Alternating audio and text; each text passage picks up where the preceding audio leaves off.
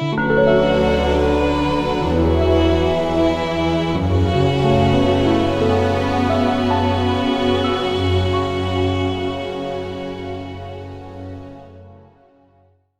first ground, 6 desire heavens and ordinary beings, and the 6 paths of reincarnations, which include heavenly sentient beings.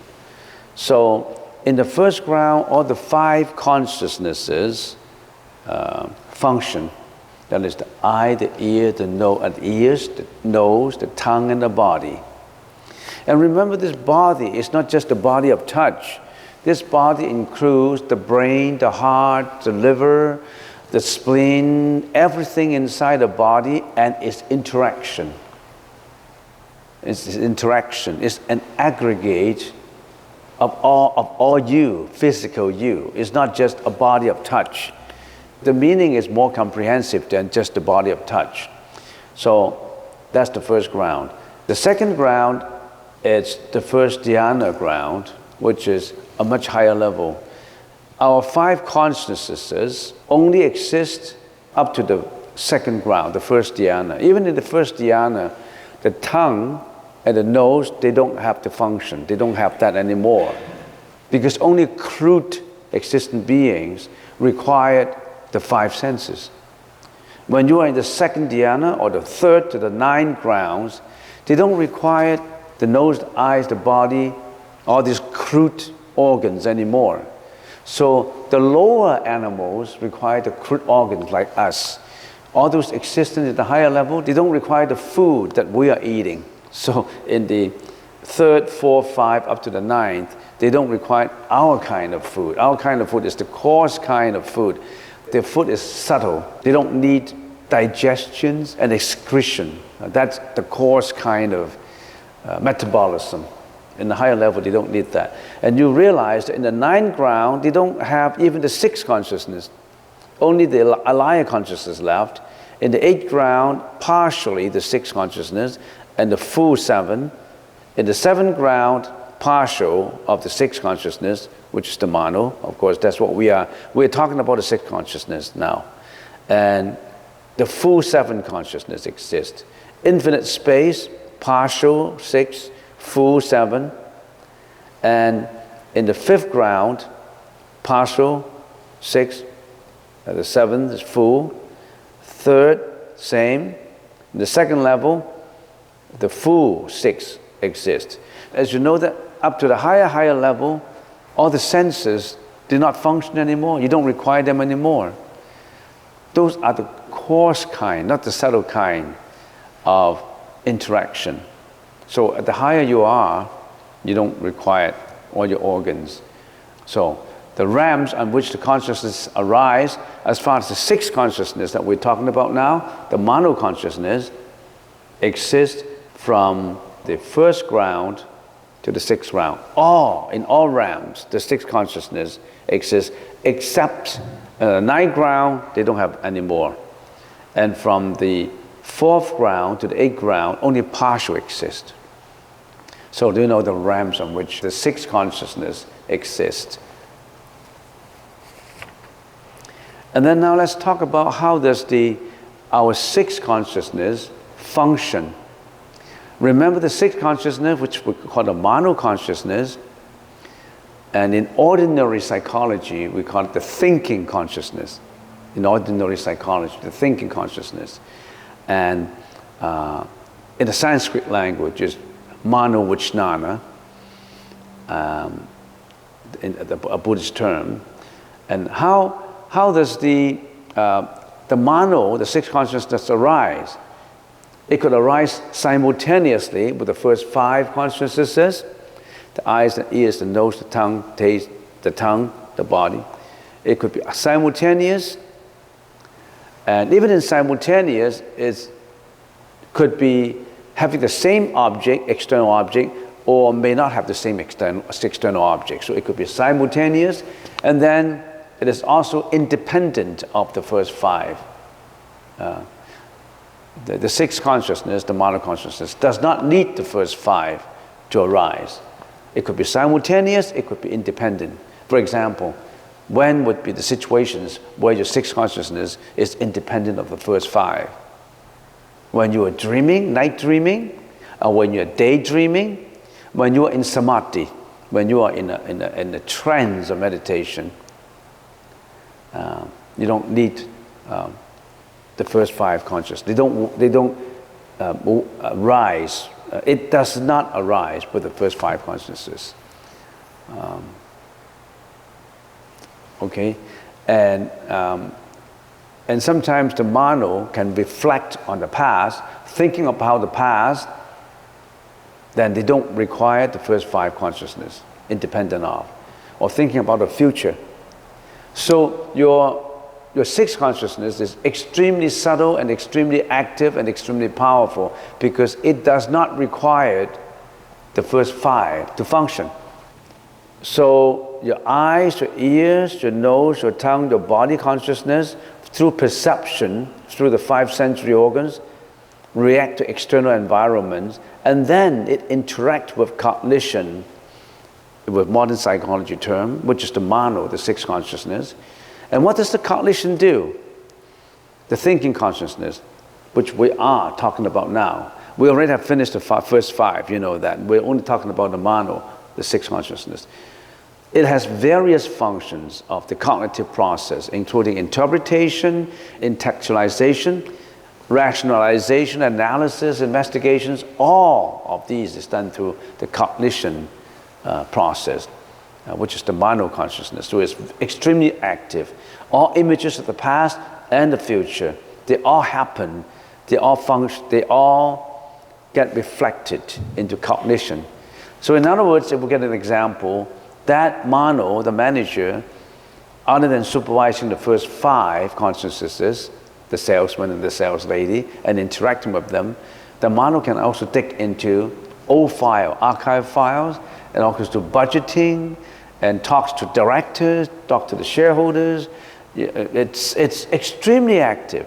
So in other words, it is the thinking consciousness that is responsible for a person doing misdeeds or a person doing good deeds. So it's responsible for pulling you down to hell or pushing you up to heaven. You yourself, that sixth consciousness, we got to watch it. When we're doing meditation, we're training it. We're training our sixth consciousness to react in the right way. So that's the reason why we're doing meditation. You have to know why. Meditation is just, I want to improve my health, I want to be wiser. Oh yeah, you can be wiser by doing meditation, but you got to have the right objective in doing a meditation. It's not just coming to relax, it's coming to train your sixth consciousness. And this kind of training is not just a one-day sitting like on a Saturday morning. It is a continuous training. That's the reason why monks, nuns, or they all have to do meditation all the time. Even when they are walking, when they are sleeping, when they are working, there's constant training of the sixth consciousness so that you're on the right track. Right now, you're not going through that kind of training. Once you walk out of this meditation hall, you're doing things egoistically on your own thinking. And that's the problem. But you may not realize the problem. You may think that life is like that, but that's the reason why we create a lot of karma and we suffer from it. That's the main reason. We don't realize, we don't even realize how it all works. We think we should be doing things like that. You don't even know what is wrong and what is right. So that's the mano consciousness, the cognition. And then the cognition also interact with the ego attachment consciousness, the manas consciousness. And what does the ego consciousness do? That your ego, my ego, start to personalize the foregoing consciousnesses with a self. Myself, this self. You want to protect this self, this ego. And in the process of protecting it, you could be injuring others, hurting others, doing a lot of misdeeds. You know what I mean. All these because of the ego, the self. This is personalization and arousal of emotions. All these emotions, you know what these emotions, we have the 51 emotions, right? 51 mental afflictions that we already have talked about. The primary one, the basic one, the secondary ones, the intermediate ones. Altogether we have how many? 51 of them. Greediness, hatred, jealousy, parsimony, arrogance, doubts, shamelessness, you know, all kinds. We already have gone through them in detail. So check your notes, then you know which ones are. And then the cognition, the mano, always interact with the ego, non-stopping. Your thinking consciousness is always interacting with your ego consciousness non-stop, even in your dream. Even in your dream, you are egoistic, even in our dream, because it's a non-stop thing. And when a person dies, the cognition, the mano, does not exist anymore. It shrinks into the ego, and the ego shrinks into the store consciousness. And the store consciousness, the liar consciousness, of course.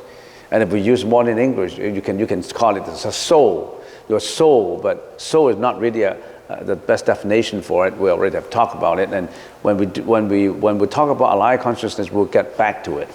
So all these is interacting with the store of the alive consciousness. If we can use a computer, which is a good example, nowadays we have computer, to give an example on this, your perception is simply your keyboards, the 5 sensory organs, or the keyboard on the fingers working on the keyboards, the front ends. Your cognition is the program inside. The program inside. And the ego attachment is the person who is operating it. If you're using the computer as an example, per se, just the computer, the person who are operating on it is actually controlling all the keyboards inside. And then the store consciousness is the disk drive. The memory is unlimited. Everything you have done, everything you have talked about, every thought gets stored into your alive consciousness. It can't go away. You think that I have done something that nobody knows. I've cheated that person. I've done this. Nobody knows about it, or not even the police. But your own consciousness, your disk drive, already have stored in it. You can't get away with it. Everything you have done, all the misdeed, you cannot get away with it. All the good deeds you have done, you cannot get away with it. Every thought is registered in your unlimited memory of your disk drive, which we call the store consciousness. All right, so this is another review of what we have been talking about.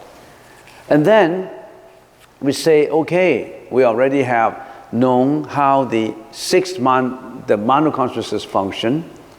And then we say, why do we have to learn all this? Why do we have to learn all this? Psychology, right? The Buddha wanted us to know all these.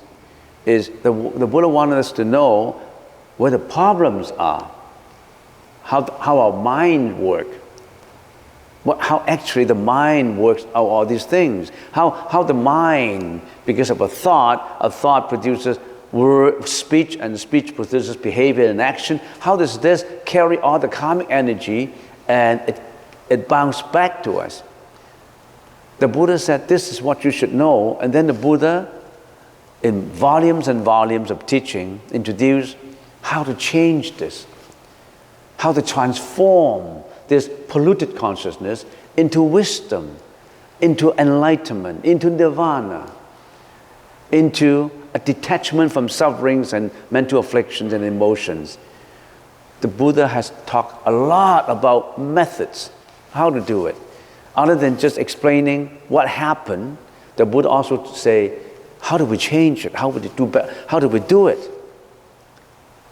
In order to change your thinking consciousness, to purify it, the Buddha introduced millions of words about how to do this.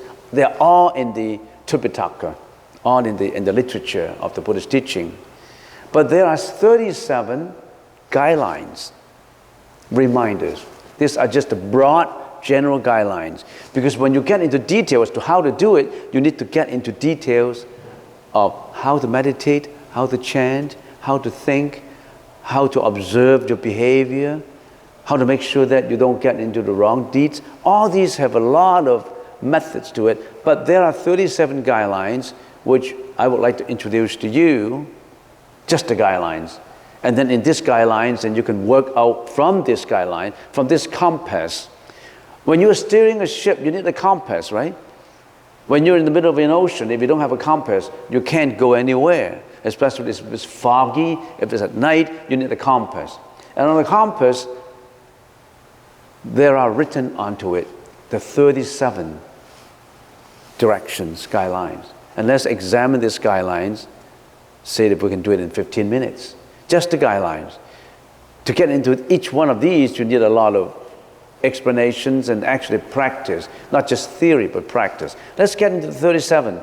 The 37 aids to enlightenment. We have the 4 contemplations, the 4 right endeavors, the 4 requisites for achieving dhyana, which is the meditation, the 4 requisites for achieving meditation, the 5 spiritual faculties, the 5 spiritual powers, the 7 factors of enlightenment, and the Noble Eightfold Paths. If you add all this together, 4, 4, 4, 5, 5, 7, and 8, you got 37. These 37 are just reminders. They're just reminders. They're mottos. Mottos to be put on your desk. You know, these are the guidelines that I should be doing. 37 aids to enlightenment. All right, let's examine the first one. Remember, the first one is what? The 4 contemplations. In the 4 contemplations, we have contemplation on the body, contemplation on feelings, contemplation on the mind, and contemplation on mental objects. Let's just do it very fast so that we can finish it in 15 minutes. How do we do contemplation of the body? For the abandon of sensual desires, of beauty, of what is attracted to you sensuously, by the dull-witted individuals of the craving type. You are craving for things you like, you love. The craving for, you're greedy for things you like. Usually you like things to, it's just beautiful, you like things that is pleasurable. You like appearance. That's for the dull-witted. For those keen-witted, they look at the substance, but the dull-witted, they only look at the appearance of their craving for appearance. They don't know what is inside, because we always think that is skin, beauty is skin deep. But there are also people who said ugliness is bone tied and bone deep. You know what I mean? Those are the oppositions. But anyway, for abandoning of the sensual desire of beauty, by the dull-witted individuals of the craving type, the seeing of the ugliness in the body, the cause object, which is the basis of craving, it is the path to purity, to purify your sensuous thought, which almost like everybody has that. It depends on which level you are at. Some people are absolutely obsessed with it. They can't get away with it. And because of this obsession, more and more problems come out from their life because of obsession. Second is contemplation on feelings. For the abandonment of the attachment to feelings of pleasure by the keen-witted individuals of the craving type. These type, they don't look at appearance. They know they have to look at things in the inside substance. The seeing of suffering and feeling, the subtle object, which is the basis of craving, is the path to purity. And this is the higher level individuals. They still attach to pleasure. They may know the pleasure is not from appearance, but they still attach to pleasure. They like pleasure and they hate non-pleasure. So they still have this feeling type. They still have this feeling. So contemplation on feeling is to abandon the attachment to feelings. Contemplation on the mind. For the abandoning of the notion of permanence, the dull-witted individuals of the theorizing type. For those who are opinionated, they always get the opinion and they can't change it. They cannot change the opinion. So they are the dull-witted, they can change it. They may know that nothing is permanent, but in the latent belief, they act as if everything will last. That's why they attach to it. They're attached to the jewelries, the money, the pain, the fame and reputation, and they're attached. They're struggling for fame and contemplation of the mind for the abandoning of the notion of permanence. Contemplation of mental objects for the abandoning of the attachment of self. They still have the self. The keen-witted individuals of the opinionated type. We all have an individualized opinion about everything, which is inherent in us. When people suggest to you, give you advice, or when people say that you say, oh, this is not right, you don't agree. You always have that ego in you. You don't agree. You want to protect that ego. So that you have to contemplate on the mental objects by the multifold weight of perception, sense, impression, and so forth. It will lead you to the path of purity. So we are only touching on the broad, general model, a guideline. But in each one of these, you need to practice it. How to practice on contemplation of the body? It requires months and years of working on it in your meditation. How to practice purification of the mind with regard to your attachment to sensuous desires. You have to look at the Mahasatipatthana or Satipatthana. Lots of details on how to achieve it. This is just to tell you, the guidelines to tell you. 37 guidelines written on the tape, on your desk, so that you know you don't want, that's your compass. If you get out from the guidelines, if you're doing things that is opposite to the guidelines written on your desk, you're in trouble. You already misled yourself. So these are the guidelines that we should always maintain. All right, this is the 4 contemplations. Next, the 4 endeavors. Once you know these guidelines, the 4 endeavors say, not just talking about it, talking about theory. You have to practice it. You have to walk. You can't just talk about going to Richmond by looking at the map. You really have to get into a car, ignite your engine, and start to drive. You can't just talk about it. You have to work at it. You can talk about, I want to go to university, but you never want to study. You don't want to study. You don't even want to buy the textbooks. You don't even register. How can you go to university? You have to walk the board. All right? So these, how do you do it? Not to let any unwholesome thought arise which has not yet arisen. Unwholesome thought is what? For example, laziness. I wanted to get in. Many people advise me to take that course. And it seems that I can never get around to research into which institute I should take it, which course, when I should register. I got examples on my working crew. I advised him, okay, you need to take, because you're working in a China monastery, maybe you should take a course in Chinese, right? You can, many courses. I've been talking to him for 1 year. And he kept on procrastinating. He kept on saying, yeah, I should do it. But the thought of laziness and sloth always comes up. He never get around doing it. I want to be a better person. This is my agenda for 2017, 2018, but he never get around doing it. He let all this laziness thought comes out. Once a lazy thought comes out, unwholesome thought comes out, don't allow it to come out. Second, not to let an unwholesome thought continue which has already arisen. I'm lazy, I don't want to work, I don't want to do, but don't let it linger on. Change it. Start to change it, transform it. Do it today. Don't do it tomorrow. You want to change it today. Don't just talk about it. 3, to make a wholesome thought arise which has not yet arisen. I never thought about improving myself. That's wrong. You have to make this wholesome thought of seeking improvement, let it arise in you. Energize yourself. Get to walk. I want to go to on a Saturday morning, I have nothing else to do. I want to go to attend that meditation class. But gee, I was drinking last night, and now it's I want to sleep in for 2 hours. It's better to sleep in better than go to meditation. You know, that wholesome thought of interest in meditation, interest in improving wisdom, improving yourself, cannot arise You have to make it arise. You have to stimulate yourself to make sure that wholesome thought arises in you. Fourth, to make a wholesome thought continue, which is already arising. Last week, that wholesome thought arises that you will go to meditation. But this week, you're not coming. Or next week, you're not coming. It's only for you one week. And the next week, you don't know where you are. You slip in for another 3-4 hours, or you go onto a party. You forgot about meditation anymore. You start your agenda to put on the desk, I want to do this and I want to do that. At the end of the year, you found that nothing got done. Do you realize things happen that way? It happened to me in some of the things I do.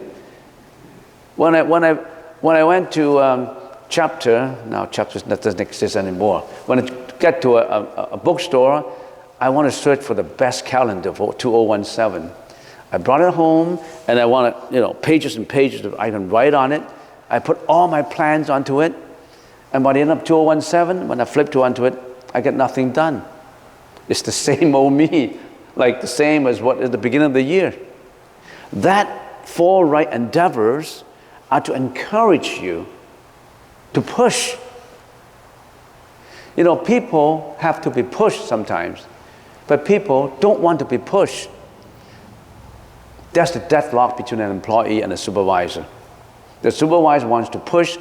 The employee said, how come you push me? You only pay me $12 an hour and you want to push me to do a job that's worth $15? No way, no way. And then they quit.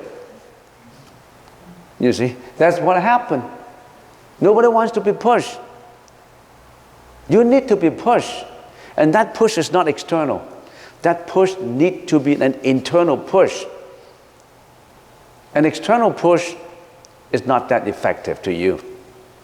But an internal drive to be better, that's what is required. You need to be pushed to do a better job. You need to be pushed to come here every Saturday morning to do a meditation. The fact that you've been coming here for a number of years, actually you're on your way to enlightenment because you pushed yourself to do it. I have seen a lot of people come and go. Some people come 1, 2, and 3, 4 times, and then they never appear anymore. I have thousands of people who have attended meditation class, but only a few left and carry on these endeavors. They come and go, like the waves. They wash ashore, and then they receded into the ocean. Get back to the ocean of sentient beings. Get back to the oceans of mental afflictions, oceans of sufferings, sensuous desires, fame, reputation. To get on back to where they are. They washed ashore one time, and they never showed up again. The 4 right endeavors should be the 4 right models for you for pushing yourself to do better. All right, next, the 4 requisites for achieving dhyana. And then you say, okay, I can push myself, no problem. I'll come here all the time. But what is required to do a better job when I have already been successful in pushing myself to do it? How can I achieve it? Once I can push myself into doing it, what are the guidelines to achieve what I push myself to do? Now, these are the guidelines. You must have a strong desire achieving meditation, dhyana. The desire is your objective. You have to have an objective. What is my objective in meditation? My objective in meditation is to transform my polluted consciousness into wisdom and towards enlightenment. That's how I become leading a happier and happier life. And I need energy towards achieving it. I need to have diligence in doing it. I need to apply my efforts in doing it. Investigations towards achieving dhyana. I need what? Investigation. What is investigation? I need to search the right way. Not just coming here and sitting in here and sitting still and get myself into a relaxed situation. I need to know how to do it. What's the right method of doing it? Am I on the right method? If I haven't got the right method, how do I change back to the right method? That's investigation. And fourth, analysis towards achieving dhyana. Analysis. So you need desire, energy, investigation, and analysis. The first two are especially required for samatha. And the last two requisites are required for vipassana. Samatha is concentration or focus. Vipassana is on wisdom. So you need concentration and focus first. So you need desire and energy. You need an objective and you need determination. Once you get that, then you get into further refinement of your intelligence, into wisdom. So you need these four requisites for achieving dhyana. And then once you achieve these dhyanas, then we say, sometimes we all have changeable mind. Sometimes we're being affected by externalities. We change our course of actions. Sometimes when you are driving, I want to go to Richmond at that temple to learn meditation. You were driving along, number 3, and then that's McDonald's. I'm hungry. It's almost 9 now. Forget about it. I want to get a hamburger. Then you drive to McDonald's and spend half an hour in there. You missed your meditation class because during your way of driving, you're being attracted to other things. Or when you're driving, you see your girlfriend walking on the road and say, "Hey, Judy, we go for a walk." Then you don't come here anymore. So you're being attracted and obsessed to externalities when you are doing all this. And what do you do then? Then you need to build up your faculties, to build up your strength. You need to have faith, energy, mindfulness, concentration, and wisdom. What is faith? You develop confidence and enthusiasm towards the practice. That controls your doubt. You may say when you're driving, by the way, I'm not sure if I'm doing the right thing. Meditation, everybody's doing meditation. Or Buddhism is just a religion. I believe in Christianity before, so why do I have to get to Buddhism? You don't have a faith. You don't strengthen your faculty. You need to have that faith to control your doubt. You need to have energy, applying more efforts and developing more energy, controlling your laziness and your torpor and your sloth. And then third, you need mindfulness.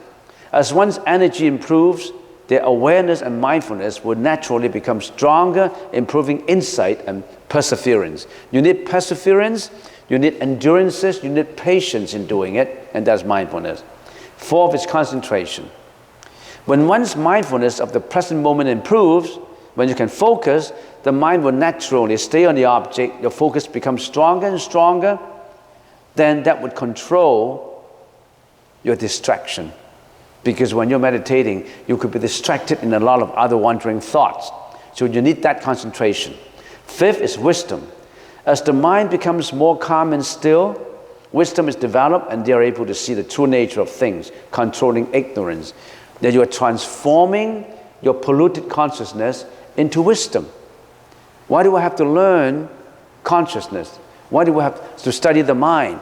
We study the mind because our mind is polluted. We want to get away these pollutants. We want to change the polluted mind, transform the polluted mind into wisdom so that we can strive towards enlightenment. So there's the 5 spiritual faculties. And then, after you build up, you already have strengthened these faculties, you need to have these faculties, this strength, increase the strength in the faculty. Not just have it, not just have faith, energy, mindfulness, concentration, and wisdom. You need to increase its momentum. See, these 37 factors of enlightenment can apply to your life.